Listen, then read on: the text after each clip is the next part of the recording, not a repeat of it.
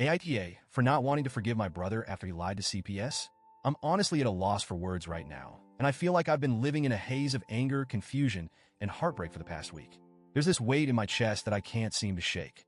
I never thought I'd be in a position where I have to lock my own door against my brother and his wife. But here I am, with my door locked 24/7, just so they can't barge in whenever they feel like it.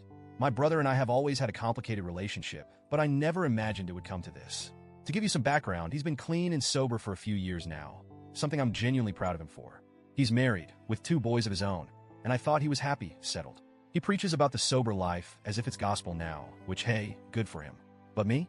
I smoke weed. It's legal where I live, and honestly, it's something I do for my own reasons he's never tried to understand.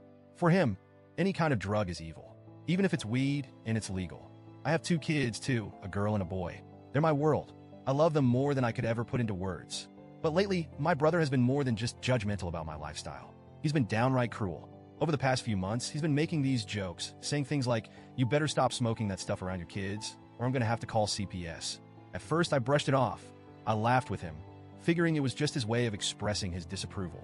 I mean, I knew he didn't like the fact that I smoked, but I never thought he'd actually do anything about it. Then last Sunday, I found out just how wrong I was. It was early afternoon. The kids were in the living room, playing with their toys, and I was in the kitchen, cleaning up after breakfast when my phone rang. I looked at the caller ID and saw a number I didn't recognize. I hesitated for a second, but picked it up anyway. "Hello, is this my name?" The voice on the other end was calm, professional. "Yes, this is she. Who's calling?" "This is social worker's name, a caseworker from Child Protective Services. I've been assigned a report about your home and would like to come by to assess the situation and speak to your children." My stomach dropped. What was happening? CPS? A report? My mind raced, trying to make sense of it all. The caseworker started listing off a series of complaints, each one more baffling than the last. Allegations about my parenting, claims that my home was unsafe, that I was neglecting my kids. I was in complete shock. By the time he finished, I couldn't even find the words to respond. "This has to be a mistake," I finally managed to stammer. "We'll know soon enough," the caseworker replied. "I'm on my way to your house." I hung up the phone, my hands shaking. I didn't understand. There was nothing wrong with my home, with my kids. I knew that. My kids were healthy, happy, and well cared for. But now, I had to prove it to a stranger. I called my mom and my sister, my voice barely above a whisper as I explained what had just happened.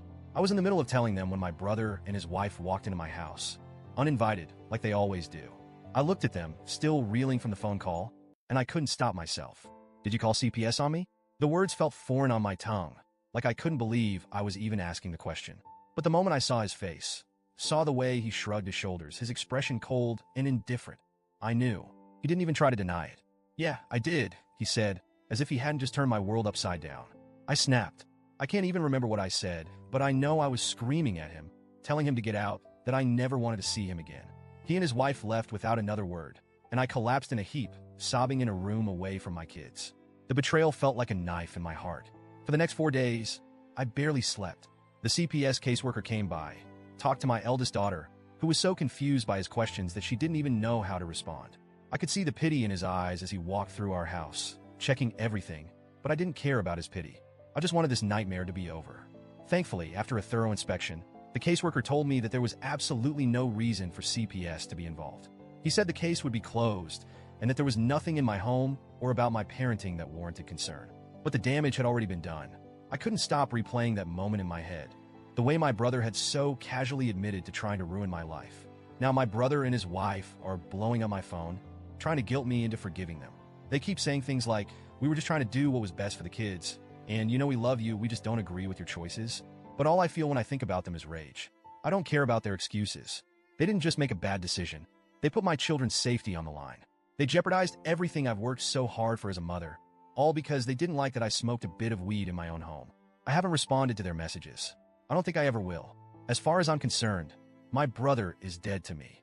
He crossed a line that can't be uncrossed, and I don't know if I'll ever be able to forgive him for that. But now I'm wondering, am I the asshole for cutting him off? Should I be willing to forgive him for the sake of family? Or am I right to stand my ground and protect my peace? Update. I just want to thank everyone who's reached out with support and reassurance. Your words have helped strengthen my resolve. The hardest part of all of this is the history my brother and I share. We both went through the foster care system as kids. We were adopted by a man who was nothing short of a monster. You'd think that after everything we went through, we'd be more protective of each other, more understanding. But I guess I was wrong about that too. I'm moving forward with my decision. I'm cutting him off completely. He may be my brother by blood, but that doesn't mean he's entitled to a place in my life after what he did. I'll always protect my kids, no matter what. Thank you again for giving me the strength to do what I know in my heart is right.